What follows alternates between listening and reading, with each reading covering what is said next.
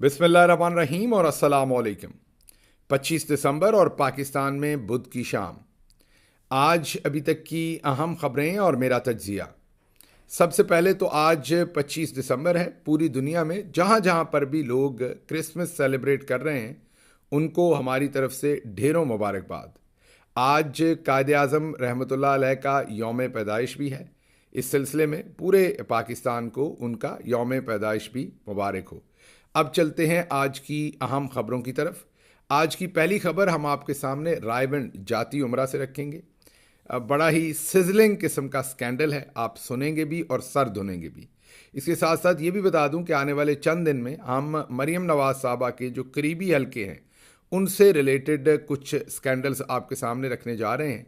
क्या होता है मरियम नवाज के इर्द गिर्द, वो क्या करती हैं सारा दिन, how she is running the office, what is this all circus about, और कितने लोग उनके करीब हैं, किन नामों से एक दूसरे को पुकारा जाता है, किस तरह की गुफ्तो शनीद होती है, ये अगले कुछ वीलॉग्स में आपके सामने रखूँगा। आंखों देखा हाल आपके सामने रखेंगे और आपको इन्फॉर्मेशन देंगे। पहले चलते हैं आज के स्कैंडल की तरफ। आपको ये तो पता ही है कि कल मरियम नवाज़ जो हैं वो एक क्रिसमस से रिलेटेड इवेंट में गई। अमूमी तौर पर जो लाहौर के अंदर या पंजाब के अंदर डिफरेंट जगहों के ऊपर क्रिसमस की सेलिब्रेशंस होती हैं और मसीह बरादरी जो है वो लोगों को बुलाती है, जो डिग्नेटरीज़ हैं उनको स्पेशली, और चीफ़ मिनिस्टर को खुसूसी तौर पर बुलाया जाता है। चीफ़ मिनिस्टर जाते हैं, जाना चाहिए भी, और ये एक अच्छी बात है जो उन्होंने वहाँ पर जाके की। लेकिन उनके लगते लेतों ने कल 50 लाख रुपए के करीब का स्कैंडल किया है। जी हाँ, ये बिल्कुल हतमी फिगर नहीं है, वो तो तभी होगी जब इसके बिल सामने आएंगे, और बिल्स आएंगे महीनों के बाद सामने, अभी नहीं आएंगे। लेकिन जो अंदर का सोर्स है वो बता रहा है कि इसमें 50 लाख रुपए तक की दिहाड़ी लगेगी सिर्फ एक आइटम पर, और वो है केक्स। आप कहेंगे केक्स के ऊपर इतना बड़ा पैसा? जी हाँ, ये ज़रा सुनिए मरियम नवाज़ कह क्या रही हैं, और उसके बाद आप सोचेंगे कि ये तो वाकई कोई बहुत बड़ी महारानी है जो क्रिसमस के इवेंट के ऊपर 10,000 केक जो हैं वो अपनी जेब से लेकर क्रिसमस की पार्टी में तशरीफ़ ले आई। उसके बाद आपको इसका अहवाल बताते हैं, पहले सुनिए। हाँ, एक चीज मैं भूल गई। जब मुझे पता चला कि यहाँ पर आज 10,000 से ज्यादा लोग हैं, तो मैं 10,000 केक्स आपके लिए बनवा के लाई हूँ। और मेरी जो ऑर्गेनाइजर्स हैं उनसे दरखास्त है कि ये इंश्योर करें कि जो केक्स में वो आप जब केक खोलेंगे तो आपको ये एहसास होगा कि ये मरियम नवाज ने अपनी मोहब्बत का एक नजराना आपको पेश किया है। आप जब वो केक खाएंगे तो मुझे मेरी मोहब्बत को याद करना, और मेरी ऑर्गेनाइजर से ये गुजारिश है कि प्लीज इंश्योर करें कि तमाम जो आज के शुरका हैं सबको वो केक्स मिलें। वो एक रात के नोटिस पे मैंने बनवाए हैं, मुझे उम्मीद है आपको अच्छा लगेगा। सुन लिया आपने, ये मरियम साहबा ने जो 10,000 केक्स का ऐलान किया है, ये आप समझ बैठे होंगे कि वो घर से ला रही हैं। नहीं, ये 10 केक नहीं है, ये 1,000 केक नहीं है, ये 10,000 केक्स की बात हो रही है। और ये आपके, मेरे और इवन पाकिस्तान के जो मसीह बरादरी है उनके टैक्स के पैसों से ये केक दिए जा रहे हैं। अच्छा, केक देने में कोई हर्ज नहीं है, अच्छी बात है। अगर क्रिश्चियंस या कोई भी किसी भी मज़हब से ताल्लुक़ रखने वाले लोगों का एक रिलीजियस डे है, उसकी सेलिब्रेशन में अगर किसी ने केक्स दिए हैं या कुछ दिया है, कोई बुरी बात नहीं। लेकिन जिस तरह से महारानी ऐलान फरमा रही थी, आपको भी यही लग रहा होगा कि ये अपनी जेब से हैं। लेकिन असल मामला जो है वो ये है कि अहकामात दिए गए थे कि अभी के अभी ये केक्स तैयार करवाए जाएं। गवर्नमेंट ऑफ पंजाब की तरफ से ये केक्स तैयार करवाए गए हैं। मैं दोबारा आपको बता दूं, क्योंकि मैं गवर्नमेंट में रहा हूं, ऑर्डर हो जाते हैं, और ये ज़रूरी नहीं है कि बिल इन्हीं केक्स की शक्ल में बने। बिल बाद में किसी और आइटम में बन जाएगा। जी हाँ, केक प्रोवाइड हो जाएंगे, या किसी ठेकेदार की ड्यूटी लग जाएगी कि आपके ठेके की कीमत बढ़ा देंगे, आप ये केक सप्लाई कर दें। आप दुरुस्त सुन रहे, ऐसा गवर्नमेंट में होता है। जिस चीज़ के पैसे नहीं दिए जा सकते, जब करप्शन करनी हो, तो फिर ठेकेदार जहां पर उसको, फॉर एग्जाम्पल अगर इन केक्स की मालियत जो है लेट्स अज्यूम 1 करोड़ या उससे ज़्यादा की है, तो अगर ये पैसे गवर्नमेंट से देने, फिर तो बिल बनेगा सीधा सीधा। अगर गवर्नमेंट से नहीं बने तो कहीं रोड बन रही है और वहाँ पर अगर फॉर एग्जांपल 1.5 अरब का ठेका है, तो उसको कहा जाएगा कि आप 3-4 करोड़ इसमें ऐड कर दें। आप जहाँ पर 1000 करोड़ 1500 करोड़ की बात है या 300 करोड़ की बात है, वहाँ 2-3 करोड़ 4 करोड़ 5 करोड़ रुपए केक के भी आप ऐड कर दें, आप केक सप्लाई कर दें, बाद में आपका बिल उधर से क्लियर कर दिया जाएगा। तो ये जो केक है ये वही वाला केक है जो आपको याद होगा जब फ्रांस के अंदर इनकलाब आया था तो वहाँ की मलका ने भी कहा था कि आपको ब्रेड नहीं मिल रही तो केक खाइए। तो अब जो रानी साहबा हैं, जो पंजाब की रानी है, पंजाब की रानी ये कह रही हैं कि आपको ब्रेड नहीं मिल रही तो आपको केक खाना चाहिए। 10,000 केक्स उन्होंने दिए हैं। इसके ऊपर लंबी दिहाड़ी इनका दफ्तर और इनके हवारी जो हैं वो लगाएंगे। लेकिन अब मैं आता हूँ असल स्कैंडल की तरफ। रानी साहबा के भतीजे की शादी हो रही है, शादी चलनी है 29 तारीख तक। आप फिर दुरुस्त सुन रहे हैं, शादी की तकरीबात शुरू हो चुकी हैं 22-23 तारीख से। ये जो 29 तारीख तक शादी होनी, वो जो हमारे गोलू वाले भाई हैं उनके बेटे की शादी है ये। और इस शादी के ऊपर आप कहेंगे इसमें स्कैंडल की क्या बात है, शादी है तो अच्छी बात है। जी बिल्कुल, हमारी तरफ से भी नेक तमन्नाएं और बहुत बहुत मुबारकबाद उस बच्चे को और आने वाली जो बहू रानी आनी है, बच्ची आनी है उसको भी, और साथ मशवरा के बहू को फुफ्फो सास से बचा के रखा जाए, क्योंकि फुफ्फो सास का माजी का रिकॉर्ड जो है वो बच्चों की शादियों के बारे में, बहुओं को तंग करने के मामले में खासा ख़राब है। तो बहरहाल रानी साहबा की तरफ वापस आते हैं। रानी साहबा के अहकामात पर 8 क्लब, ये किसी डांसिंग क्लब की बात नहीं कह रहे, ये क्लब रोड है GOR 1 के अंदर, और वहाँ पर 8 क्लब जो है वो चीफ मिनिस्टर का ऑफिस है, 7th क्लब जो है वो चीफ मिनिस्टर की रेजिडेंस है। सो 8 क्लब के अंदर से तमाम ज़रूरी फर्नीचर, ज़रूरी का मतलब है तकरीबन तमाम फर्नीचर जो बेचारा मुंह मत्थे लगता था, और ज़्यादातर वहाँ मुंह मत्थे ही लगता है क्योंकि चीफ मिनिस्टर का ऑफिस है, वो सब वहाँ से उठवा लिया गया है, ट्रकों पर लोड करवाया गया है और उसे जाती उम्रा जो ख़ानदानी रईस हैं उनकी रहाइशगाह पहुँचाया गया है। जाहिर है ये वहीं नहीं रहेगा, कुछ चीज़ें वहाँ रह जाएंगी, कुछ टूट फूट जाएंगी, सारा भी रह जाए तो कौन पूछने वाला है, किस में जुर्रत है। हम बुज़दार साहब की बातें करते थे, हम का मतलब है पाकिस्तान का मीडिया, पाकिस्तानी लोगों को बुज़दार साहब पे एतराज़ था और इमरान खान साहब ने उनको वसीम अकरम प्लस कहा था, लेकिन अब मुझे रानी साहबा को बुज़दार प्लस कहना पड़ रहा है। मतलब कि वो काम तो बुज़दार साहब ने नहीं किए जो रानी साहबा कर रही हैं। हालांकि रानी साहबा फरमाती हैं कि मैं तो ख़ानदानी रईस हूँ। तमाम फर्नीचर लेकर गए हैं 17 गाड़ियाँ। जी हाँ, 17 गाड़ियाँ तो वो हैं जो हमें पता चली हैं पूल की गाड़ियाँ। पूल की गाड़ियों का मतलब है कि जो चीफ मिनिस्टर और प्राइम मिनिस्टर का ऑफिस होता है उसमें गाड़ियाँ होती हैं जिनको पूल में, उनको कहते हैं कि वो प्राइम मिनिस्टर के या चीफ मिनिस्टर के पूल में है, उनको किसी भी जगह पर इस्तेमाल किया जा सकता है। डिग्नेटरीज आते जाते हैं सरकारी कामों के लिए, असल तो उनके मकसद और होते हैं, लेकिन अब तो ख़ानदानों की ड्यूटियाँ करने और सब्जियाँ लाने पर ही काम होता है। इनके ख़ानदान के जो सबसे सोबर और पढ़े लिखे लोग हैं ना, वो भी यही काम करते हैं। जब हमारी पंजाब में गवर्नमेंट आई तो हमें पता चला कि जो चीफ मिनिस्टर ऑफिस का कुक है एक, वो तहमीना दुरानी साहबा के गालिबन पास, हालांकि वो पढ़ी लिखी हैं, मुफक्कर हैं, दानश्वर समझी जाती हैं, और शहबाज शरीफ साहब की मिसेज़ हैं वो। तो जो हमारी चची साहबा हैं वो कौम की चची हैं, क्योंकि वो रानी साहबा के चचे हैं तो पूरी कौम के चचा हैं। तो जो चची हैं, लिखने लिखाने वाली पढ़ी लिखी चची, वो भी अपना को 50-60 हज़ार रुपये का या लाख रुपए का, वैसे तो तनख्वाह 50-60 हज़ार में अच्छा कुक मिल जाता है पाकिस्तान में, लेकिन वो 50-60 हज़ार भी देना पसंद नहीं करती थी, और एक गाड़ी भी गालिबन उनके इस्तेमाल में होती थी। तो ये पुरानी बातें हैं। खैर, अब नई बातें इससे भी आगे की हैं, क्योंकि अब तो 17 गाड़ियाँ पूल की जो हैं वो इस टाइम ड्यूटी कर रही हैं। जब तक ये शादी चलेगी तमाम फर्नीचर, तमाम सामान जो है वो चीफ मिनिस्टर ऑफिस का, चीफ मिनिस्टर हाउस का, और वो रानी फुफ्फो सास जो हैं उनकी तरफ से ये वहाँ पर पहुँची हैं। तो जो पंजाब की रानी है वो अब ख़ानदान की जो तमाम शादियाँ हैं उनके ऊपर भी पहले केक के ऊपर उनके साथियों ने हाथ साफ़ करने हैं, और वो मैंने आपको बताया कि महीनों लगेंगे, उसके बाद ये बिल सरफेस करेंगे या ये बिल जो है ये किसी ठेकेदार के खाते में डाल दिए जाएंगे। अगले में कुछ वीलॉग्स में पंजाब के कुछ ब्यूरोक्रेट्स के और रानी साहबा के कुछ होशरुबा काम और तफसीलात आपके सामने रखूंगा, आप भी शशदर रह जाएंगे। अभी मुझे मूव करना है अगली खबर की तरफ, जो कि बहुत ही सीरियस खबर है, और वो खबर है मोईद पीरज़ादा साहब की। मैं देख रहा था, मोईद पीरज़ादा साहब से मेरी मुलाकात भी हुई थी, और मुझे इस बात का इल्म था कि वो पिछले कई दिनों से इस खबर के ऊपर काम कर रहे थे। ये ऐसे नहीं कि उनको किसी ने फ़ोन करके बताया और उन्होंने खबर दे दी। मैं इस चीज़ से अवेयर हूँ कि वो पिछले कई दिन से इस खबर के साथ काम कर रहे थे।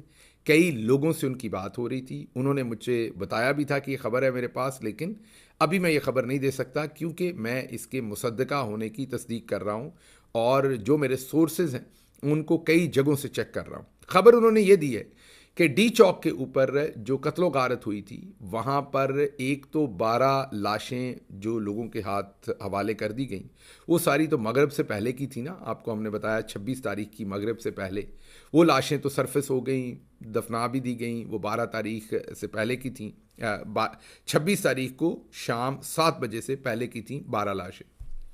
उसके बाद जो ऑपरेशन हुआ था, असल में जो लाशें गायब की गई, अब मोईद पीरजादा साहब को आईएसआई और एमआई मिलिट्री इंटेलिजेंस के अपने अंदर के सोर्सेस बता रहे हैं कि वहाँ से उन्होंने 105 लाशें उठाई। जी हाँ, दुरुस्त सुन रहे, 105 लाशें उठाई, उनको ट्रकों में डाला और उनके मुताबिक फ़ौजी ट्रकों में डाला और उनको जो लोग जानते हैं इस्लामाबाद को वो ये समझ सकते हैं कि मागला रोड के ऊपर, जहाँ से सड़क ऊपर ज़ू के पास से ऊपर सड़क जाती है पीर साहबा की तरफ, उस रास्ते पर लेकर जाया गया। मैं आपको कंफर्म कर सकता हूँ, किसी दिन दास्तान फिर सुनाऊंगा। एक दफ़ा मुझे भी, जब मैं आईएसआई की कस्टडी में था, एमआई होगा या आईएसआई होगा, उसकी कस्टडी में था, तो उस वक्त मुझे भी उसी रोड के ऊपर बहुत लेट नाइट लेके जाया गया था और मुझे तमाम गाड़ियों की बत्तियां बंद कर दी गई थी, मेरी आंखों पर पट्टी थी, फिर बाद में खोल दी गई थी। वहाँ पर ले जाकर, पहाड़ों में थे हम, और जब मैंने पूछा तो मुझे ये बताया गया, मैं ये भी नहीं कह सकता हतमी तौर पर कि वो वही जगह होगी क्योंकि अंधेरा था हर तरफ। तो मुझे जो लोग लेके गए थे उन्होंने कहा कि आप इस टाइम जो पीर साहबा है या वो दामने को है उस साइड पे हैं और पहाड़ों के पीछे हैं। पूछा यहाँ क्यों लाए हैं, तो कहा गया आपका इनकाउंटर कर देना है, आपको आखिरी मौका दे रहे हैं, आप सच सच बता दें सब कुछ, वरना फिर आपका यहाँ इनकाउंटर हो जाएगा और कहा जाएगा कि आप पुलिस कस्टडी से भागने की कोशिश कर रहे थे और आपको कोई भगाने की कोशिश कर रहा था, तो आपका इनकाउंटर कर दिया गया। साथ हम कुछ और हमारे पास दहशतगर्द हैं, हम उनका इनकाउंटर करेंगे और कहेंगे कि वो आपको छुड़वाने के लिए आए थे। तो खैर वहाँ पर ये मैंने दास्तानें सारी अभी आपके लिए बचा के रखी हैं, अच्छा वक्त आएगा तो आपके सामने रखेंगे। वहाँ पर काफ़ी देर मेरे ऊपर इस चीज़ के लिए प्रेशराइज़ करते रहे कि मैं स्टेटमेंट दूँ जो उनके मर्ज़ी की है। वो कहानी किसी और दिन सही, लेकिन आपको सिर्फ ये बता सकता हूँ कि वो इलाका बन सकता है क्योंकि उस इलाके से रिलेटेड मुझे भी धौंस धमकी या जो कुछ मेरे साथ इवेंट हुआ था वो मैंने आपको बताया। बहरहाल अब मोईद पीरजादा साहब की खबर ये है कि वहाँ ऊपर जाकर मिलिट्री इंटेलिजेंस और आईएसआई खबर दे रही है कि 105 लाशें जो थीं उनको दफन किया गया है किसी इज्तमाही कब्र में, और उन पर केमिकल डाला गया है ताकि हड्डियाँ भी ना मिल सकें बाद में अगर कभी खुदाई हो तो, क्योंकि ये प्रोसेसिंग वैसे तो आपको पता स्लो होती है, इंसानी हड्डियाँ तो बहुत देर तक मौजूद रहती हैं, और ये वाला काम वहाँ पर किया गया। 105 लाशें जो हैं वो उठाई गई हैं। मोईद पीरजादा साहब ने यह भी बताया कि इससे पहले लाल मस्जिद सानह में भी ऐसे ही हुआ था और वहाँ पर भी डेड बॉडीज़ का बिल्कुल इसी तरीके से किया गया था। शायद उस वक्त सहाला पुलिस स्टेशन के करीब उनको कहीं पर दफन किया गया था। अब आप सोचते होंगे कि ये खबरें बाहर कैसे निकलती हैं। देखिए, जो मिलिट्री का सेटअप होता है उसमें ये बात तो दुरुस्त है कि यस सर होता है, जो भी हुक्म मिलता है आपने यस सर कहना है। यही वजह होती है कि वहाँ पर जो इख्तलाफ जो है ना, जो कहते हैं इख्तलाफ खूबसूरती है, डाइवर्सिटी ऑफ ओपिनियंस खूबसूरती होती है डिसीजन मेकिंग में, वो वहाँ पर ज़्यादा हो नहीं सकता होता, क्योंकि वहाँ पर जो आपको डायरेक्शन मिलनी है वो आपने काम करना है और आपको यस सर कहना पड़ना है, चेन ऑफ कमांड फॉलो करनी पड़नी है। नहीं करेंगे तो फिर आपका कोर्ट मार्शल होगा। हालांकि supreme court of Pakistan Anita Turab case और air marshal Asghar Khan case में ये वाज़े तौर पर कह चुके हैं कि मिलिट्री या पुलिस या कोई और जो पाकिस्तान के रियासती इदारे हैं वहाँ पर अगर गैर आइनी और गैर कानूनी अहकामात हों तो आपने नहीं मानने। लेकिन अब सुप्रीम कोर्ट को कौन मानता है, आइन को कौन मानता है, कानून को कौन मानता है, तो वहाँ पर चांसेस ये होते हैं कि लोग ऐसे अहकामात मानते हैं। मोईद साहब मुझे बता रहे थे और मोईद साहब बताते हुए उनके खुद भी आंखों में आंसू आ गए जब वो मुझे मिल रहे थे, और मैं ये तो नहीं कहूँगा कि वो ज़ारो कतार रोए, लेकिन वो बहुत ज़्यादा डिस्टर्ब थे और वो मुझे बता रहे थे कि जिस आला अफसर से उनकी बात हुई वो ख़ुद भी ज़ारो कतार रो रहा था। उसको अफसोस था कि ये सब कुछ हुआ। तो कई दफ़ा लोग खुद भी कर गुजरते हैं और कई दफ़ा खुद नहीं कर गुजरते, उनके सामने होता है, वो उसको रोक नहीं पाते, बाद में उन्हें एम्बैरसमेंट होती है या बाद में उन्हें ज़मीर मलामत करता है और फिर ज़मीर की आवाज़ पर वो इस तरीके से रब्ता करके खबरें देते हैं। हमारे बहुत सारे दोस्त जो आईएसआई में थे, मिलिट्री में थे, जब मैं पढ़ाता था अमेरिका में, तो वो बहुत सारे, फॉर एग्ज़ाम्पल मेरे एक दोस्त थे, हैं जनरल लेवल के दोस्त हैं, लेफ्टिनेंट जनरल नहीं थे, मेजर जनरल थे। जब मैं यूनिवर्सिटी में प्रोफेसर था तो वो मेरे से अक्सर बात करते थे, राब्ता करते थे, आईएसआई में सर्विंग थे उस वक्त, और वो कहते थे कि ये 1971 में हमने इतना कुछ नहीं किया जो कुछ हमारे गले डाला गया, आप किताब लिखें, आप इसको जस्टिफाई करें। अब मेरे वही दोस्त जब मुझे मैसेज करते हैं, क्योंकि अब वो रिटायर्ड हैं, तो उनके जो ख्यालात हैं 1971 पर वो बहुत मुख्तलिफ है। वो अब जो हकीकतें मेरे से शेयर करते हैं वो बहुत मुख्तलिफ है।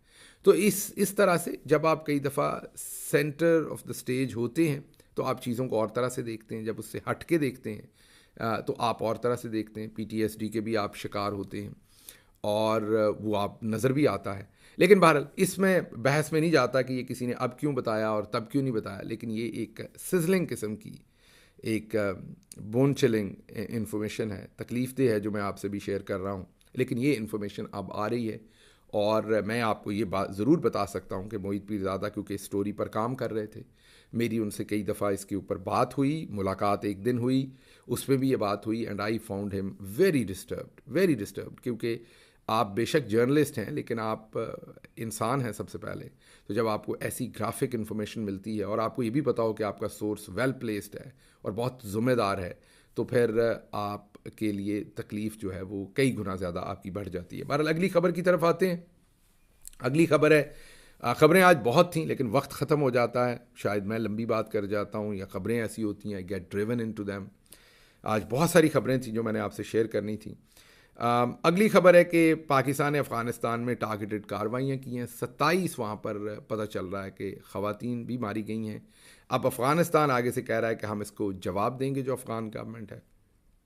ज़ाहिर है, अगर मैंने आपको पहले भी कहा कि तनकीद बराए तनकीद नहीं, अगर पाकिस्तान की सालमियत की कोई बात है तो हम उस पर तनकीद नहीं करेंगे। अगर कोई ऑपरेशन ज़रूरी है हम उस पर तनकीद नहीं करेंगे। सरहद पार अगर कोई ऑपरेशन हो रहा है तो हमें अपने पाकिस्तान के साथ ही उसमें खड़े होना है और खड़े होना भी चाहिए। लेकिन उसके साथ साथ हमें ये भी कहना है कि जो तरीका प्राइम मिनिस्टर इमरान खान का था और है उसको अपनाया जाए, बातचीत की जाए। अब अगर ईरान के साथ जो हमारे ताल्लुकात हैं वो सबको पता है, हिंदुस्तान के साथ जो है वो सबको पता है, उसके साथ साथ चाइना के साथ अब ताल्लुकात जिस तरफ को जा रहे हैं वो भी सबको पता है, और अब अफ़गानिस्तान के साथ भी अगर हमने जंगी बुनियादों पर चले जाना है तो ये कोई पाकिस्तान के लिए अक्लमंदी की बात नहीं है। और वहाँ पर जिसको वेस्ट कोलेट्रल डैमेज कहता है, ये वैसे तो बहुत ही बेरहम टर्म है, लेकिन बहरहाल इस बेरहम टर्म के होते हुए भी मैं कहूँगा कि ऐसे काम नहीं करने चाहिए कि जिससे वहाँ पर कोलेट्रल डैमेज हो, आम लोगों की जो है वो ज़िंदगी जाए, और दो मुल्क जिन्होंने सदा एक दूसरे के साथ रहना है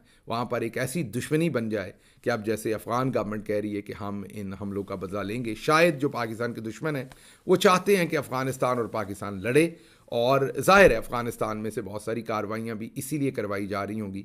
तो बहुत दानिशमंदी के साथ इस सारे मामले को देखना चाहिए। यही हमारी इल्तजा है, यही हमारी रिक्वेस्ट है, जो इस टाइम ताकत के घोड़े पर बैठे हैं कि वो ताकत के साथ साथ दूसरी चीज़ों को भी गौर से देखें।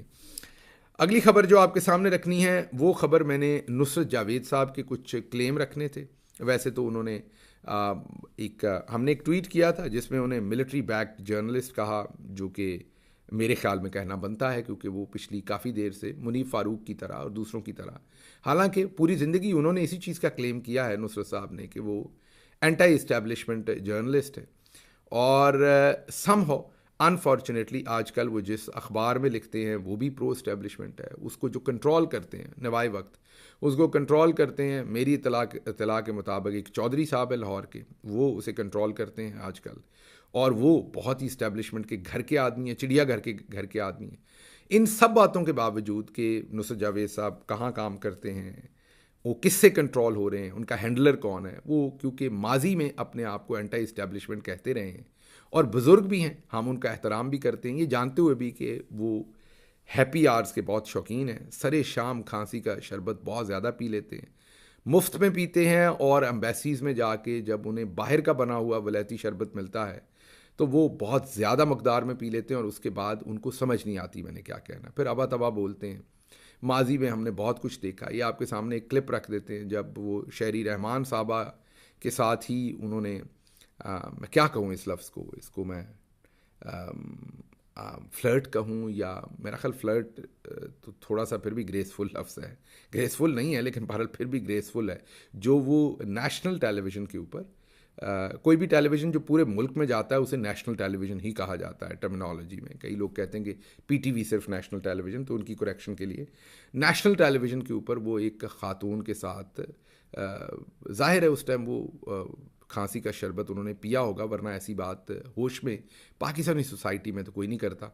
फिर आगे से ख़ातून ने, शहरी रहमान साहबा ने उन्हें नज किया और उन्हें बताया कि मैं जाग रही हूँ, आप भी जाग जाएं। कमेटी है उसकी एक मेंबर है शहरी रहमान, हमारी दोस्त भी हैं भाई। बिल्कुल ठीक है। तो आज कुछ सिफारिशात भेजी गई हैं कौम इस्लामती कमेटी ने, तो उस पे उनके साथ बात करते हैं। तो बीबी हमारे साथ हैं। अस्सलाम वालेकुम शेरी बीबी। जी अस्सलाम वालेकुम नुसरत, अस्सलाम वालेकुम मिनाज। वालेकुम अस्सलाम। अच्छा भाईजान, ये जो आप लोगों ने ये जो सारी सिफारिशात भेजी हैं शेरी बीबी, जी जी, हम दोस्त भी हैं ना थोड़े से, बिल्कुल हल्के मैं से। तो जागी भी हूँ, कम से कम आप शायद सोए हैं। नहीं, मैं बहुत जाग रहा हूँ। अच्छा बताओ ये कि there is a thing about which is workable. अब आप कह रहे हैं कि ड्रोन हमले न हो, तो ये कैसे अच्छा, न हो? आप कह रहे हैं बैतुल्लाह कि it's not महसूद workable, को, जाहिर है आप कह रहे हैं एक हकीकत को पहचान लें और उसे तस्लीम करें, आपका कहना ये है। हाँ। जी भैया, ठीक है ना। जी। हाँ। तो मैं जरा सा वजाहत ये कर दूं कि कमेटी ने अपना मिन्हास काम, ने नुसरत जावेद, मिन्हास तो बोला ही नहीं बेचारा। जी जी, हाँ। मैं सिर्फ ये वजाहत कर दूं कि कमेटी ने अपना काम समझा, ठीक है। अपना दायरे कार ये समझा कि वो एक सिचुएशन है जो वो मिलजुल के कुछ अच्छा हल मेरे ढूंढना भाई होगा। दोस्तों की जी। तरह बात करे ना, मैं दोस्तों और की आप तरह तो तो बात पहले कर रही हूँ, मैं शरीर आपसे यही पहले तो हम अर्ज कर रही हूँ सहाफी नुसरत। हैं। जी, पहले मैं और आप दोनों सहाफी हैं, आप तो चली गई ना वो पॉलिटिक्स में पड़ गई ऐसे कहाँ गलत चली गई तरीके से। अभी? आप जब मर्जी आती है आप सहाफी वाला बटन दबा देते हैं, जब अच्छा, मर्जी आती है। मरियाना नुसरत, आप बाबर भी कहते- साथ है हमारे, उसका लफ्ज सुन ले कुछ। जी जी जी हाँ मरियाना, क्या हाल है भाई? अस्सलाम वालेकुम नुसरत। तीन बातें हैं नुसरत। हाँ। एक तो पहले मैं तो फिर थोड़ा सा लाइन पर आए। ये एक नहीं है, वो बहुत दफ़ा एम्बेरसमेंट की वजह बनते हैं। हमने उनके बारे में एक ट्वीट कर दिया रिचर्ड ग्रैनल को लेके, उसके बाद जो उन्होंने गाली गलौज की, जो उन्होंने ये ज़रा देखिए एक ग्रेनल ਉਹ ਪਹਿਲੇ ਕਰਨੈਲ ਨਹੀਂ ਜਰਨੈਲ ਨਹੀਂ ਹੁਣ ਗਰਨੈਲ ਨਹੀਂ ਗਰਨੈਲ ਨਹੀਂ ਗਰਨੈਲ ਨਹੀਂ ਉਹ ਭਾਈ। ये आपने देखा, ये रिचर्ड ग्रैनल का भी वो मजाक उड़ाते रहे, हमारा भी। और फिर इस शो के अंदर एक क्लेम किया गया कि शहबाज गिल जब मुल्क से बाहर गए तो हमें पता है किस किस लेफ्टिनेंट जनरल के पांव पकड़ कर गए। अच्छा, मैं ज़्यादा लेफ्टिनेंट जनरल जो थे जिनको मैं जानता था वो या तो रिटायर्ड हो चुके थे उस टाइम बाजवा साहब के आखिर पर, या होने वाले थे। उनमें से जो हमारे जानने वाले थे गफूर साहब थे, उन्होंने तो मुड़ के रब्ता नहीं किया, हालांकि मैं कोयटा में बहुत सारे मुकदमात भी भुगतने जाता था तो वहाँ पर भी कभी रब्ता नहीं हुआ। और भी मैं सबके नाम नहीं लेना चाहता, 3-4 लेफ्टिनेंट जनरल या एक जनरल साहब भी थे, 3-4 लेफ्टिनेंट जनरल थे, एक जनरल भी थे आसिम मुनीर साहब के अलावा, जिनको मैं जानता था, लेकिन उनसे कभी कोई रब्ता ना हुआ।